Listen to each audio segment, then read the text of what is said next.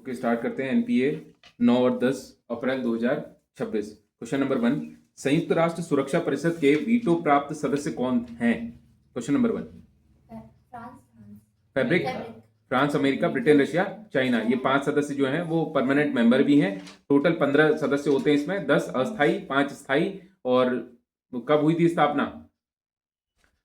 24 अक्टूबर 1945 को यूएनओ की स्थापना हुई। यूएनओ का ही पार्ट है यूनाइटेड नेशन सिक्योरिटी काउंसिल। इनका काम क्या होता है? विश्व भर में शांति व्यवस्था स्थापित करना। ये इसका प्रमुख काम है, शांति और सुरक्षा का पूरे विश्व भर में। ठीक है, 15 मेंबर होते हैं टोटल, 10 स्थायी, 5 स्थायी और 10 अस्थायी। अस्थायी का चुनाव हर 2 साल में होता है। और स्थायी जो होते हैं वो 5 यही हैं, fabric, France, America, Britain, Russia और चाइना। ठीक हो गया, इसकी स्थापना हो गई। हेडक्वार्टर कहां है इसका? यूएन वाले सारे न्यूयॉर्क में है ना, न्यूयॉर्क में हेडक्वार्टर है इसका। मैनहट्टन द्वीप में है न्यूयॉर्क। न्यूयॉर्क दुनिया का सबसे बड़े बंदरगाहों में से एक है, सबसे बड़े बंदरगाहों में से एक। अगला क्वेश्चन है, तो वीटो पावर है इसके बाद। वीटो पावर का फायदा क्या होता है? किसी भी प्रस्ताव को रोकने की पावर होती है वीटो पावर। अगर कोई यूएनओ में कोई प्रस्ताव जाता है, अगर इन 5 देशों में किसी एक ने भी अगर उस प्रस्ताव को मानने से मना कर दिया तो प्रस्ताव रद्द हो जाता है। क्वेश्चन नंबर 2, रेंगमा और मिकिर जो पर्वत श्रृंखलाएं हैं वो किस राज्य से संबंधित हैं? असम से संबंधित है। रेंगमा और मिकिर इंपॉर्टेंट है। नॉर्थ ईस्ट के सारे पर्वतों को एक बार बताएंगे जरा। शुरुआत करते हैं हम मेघालय से। मेघालय में 3 इंपॉर्टेंट गारो खासी जयंतिया 3 पर्वत हैं और जनजातियां भी हैं यहाँ पे मैक्सिमम जो नॉर्थ ईस्ट के पर्वत है ना वो जनजातियों के ही नाम पे भी मिलेंगे आपको। इसके बाद अरुणाचल प्रदेश बहुत इंपॉर्टेंट है, सीक्वेंस में लगाने को आता है, पश्चिम से पूर्व, पूर्व से पश्चिम को करके। तो अरुणाचल प्रदेश के पश्चिम से पूर्व की तरफ लगाइए, डफला, मिरी, अबोर, मिश्मी, फिर पतकाई बुम्बी मिलेगा एक। ठीक, तो ये अरुणाचल प्रदेश के प्रमुख पर्वत श्रेणियां हैं। इसके अलावा असम की रेंगमा और मिकिर, पश्चिम से पूर्व, रेंगमा, मिकिर। उसके बाद नागालैंड में नागा पहाड़ी, मणिपुर में मणिपुरी पहाड़ी, और फिर मिजोरम में लुसाई पहाड़ी। ठीक है, लुसाई पहाड़ी। ये थोड़ा इंपॉर्टेंट है, ब्लू माउंटेन करके नॉर्थ ईस्ट में ब्लू माउंटेन भी हैं। ठीक है, इधर ही पे। और चलिए नेक्स्ट, अगला क्वेश्चन। तो हमारा क्वेश्चन था रेंगमा मिकिर कहां है, तो असम में है। नेक्स्ट अगला क्वेश्चन है, प्रधानमंत्री मुद्रा योजना कब शुरू हुई थी?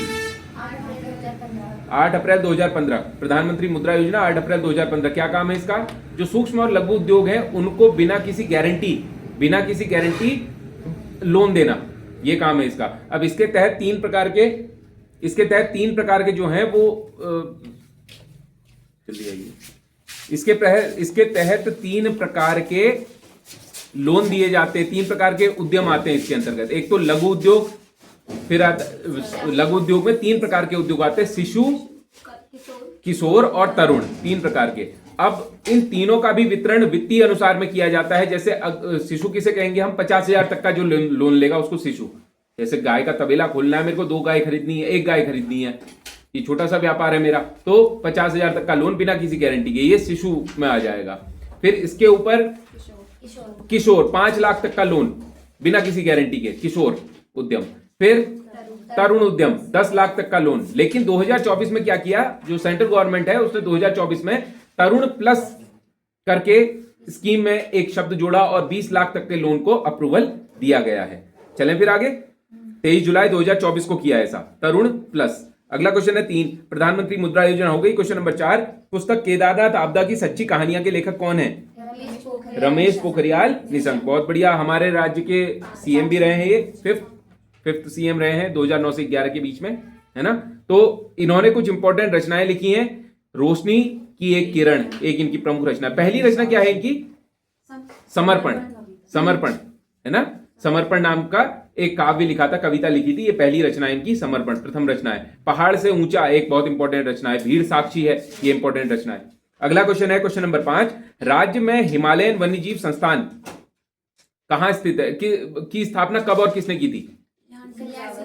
कल्याण सिंह रावत ने की थी। कल्याण सिंह रावत, राज्य में हिमालय वन्यजीव संस्थान। ये एनजीओ है, ये कोई ऐसी कोई संस्था नहीं, कोई गवर्नमेंट बॉडी नहीं है। इसकी स्थापना की थी तो कल्याण सिंह रावत ने 1974 में इसको स्थापित किया था। कल्याण सिंह रावत को हम मैती मैन के नाम से जानते हैं। मैती इसलिए कहा जाता है, इन्होंने मैती आंदोलन शुरू किया था 1996 में, 1996 में मैती आंदोलन इन्होंने शुरू किया। मैती का मतलब यह होता है जब लड़की का विवाह होगा तो उस समय वो अपने मायके में क्या लगाएगी? पेड़ लगाएगी, और उसके संरक्षण का काम भी, जब भी वो मायके आएगी तो उसको संरक्षित करेगी, उसका ये काम होगा। ठीक, इसी तरह इन्होंने अलग अलग प्रतीकों के रूप में वृक्षारोपण राज्य के अंदर अलग अलग नाम से किया। जैसे एक इन्होंने नंदा देवी वन बनाया। नंदा देवी वन का क्या कॉन्सेप्ट था? नंदा देवी वन का कॉन्सेप्ट था वर्ष 2000 से 2002 के बीच में, 2002 के बीच में इन्होंने नंदा देवी, चमोली में नंदा देवी मंदिर है ना, तो उसके नाम पे वृक्षारोपण कार्यक्रम शुरू किया। तो क्वेश्चन इस तरह से बन सकता है कि चमोली में नंदा देवी वन किसने बनवाया? तो कल्याण सिंह रावत ने बनवाया। मैती मैन के नाम से जाना जाता। तो मैती आंदोलन शुरू किया। कारगिल हुआ था 1999 में, तो कारगिल की याद में इन्होंने शहीद शौर्य वन बनवाए वर्ष 1999, 2000 और 2001 में शौर्य वन बनवाए। ठीक है, तो कल्याण सिंह रावत इसलिए इंपॉर्टेंट है। इसके अलावा इनको कोई पुरस्कार भी मिला है, पद्मश्री मिला है। बहुत बढ़िया। कब मिला? वर्ष 2020 में पद्मश्री पुरस्कार से सम्मानित किया गया। बहुत बढ़िया, वेरी नाइस, बहुत बढ़िया।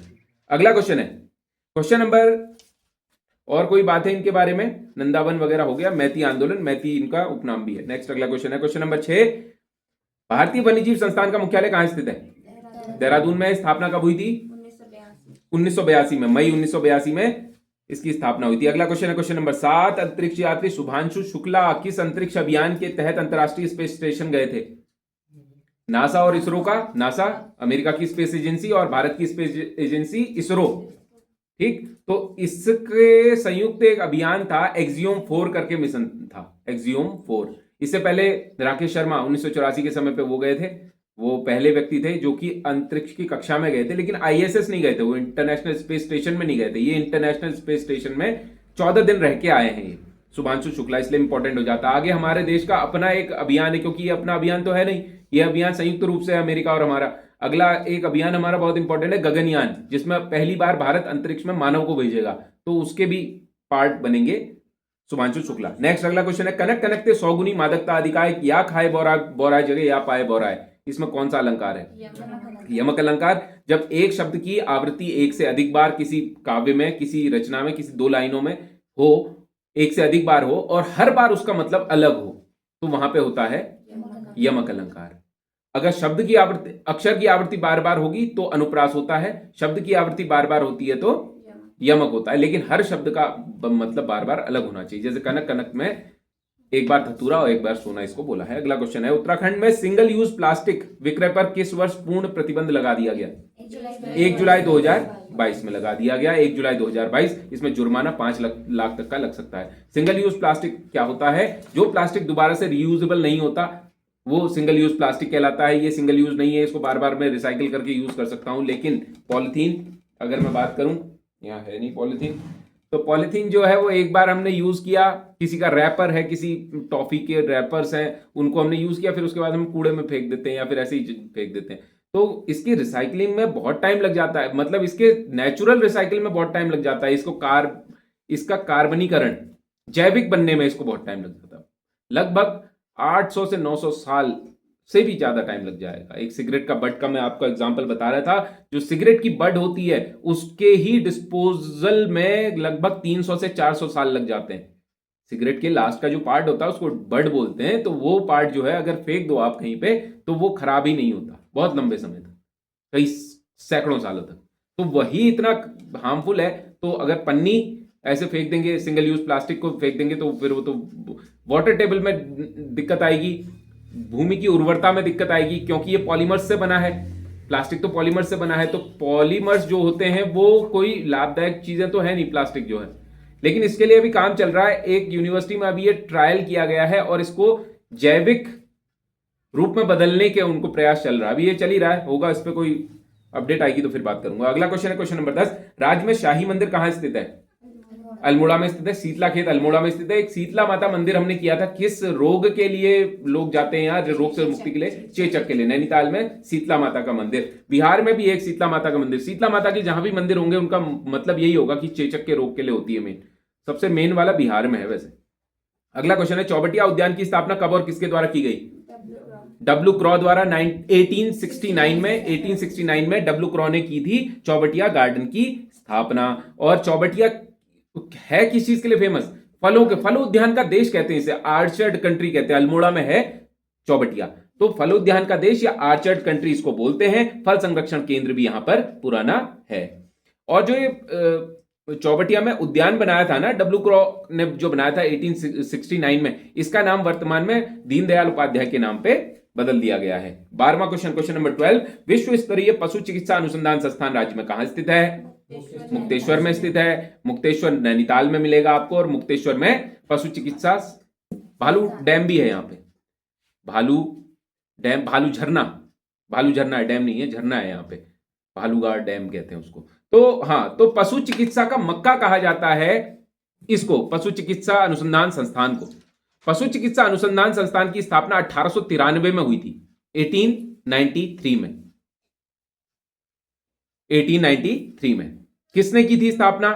अल्फ्रेड लिंगार्ड नाम का एक आदमी था, अल्फ्रेड लिंगार्ड नाम का एक आदमी था जिसने स्थापना की थी 1893 में। और यहां ये क्यों फेमस है? विश्व स्तरीय फेमस है ये क्योंकि यहां पर घोड़ों में होने वाले एक सर्रा रोग है, उसका उपचार, साथ ही रिंडरपेस्ट नामक एक पशुओं में बीमारी होती है, उसका टीका। तीसरी चीज, रानी खेत नाम की एक रोग होता है, मुर्गियों में होता है ये रोग, रानी खेत रोग, तो उसका उपचार। इन 3 चीजों की खोज, उपचार, सारा कुछ कहां हुआ?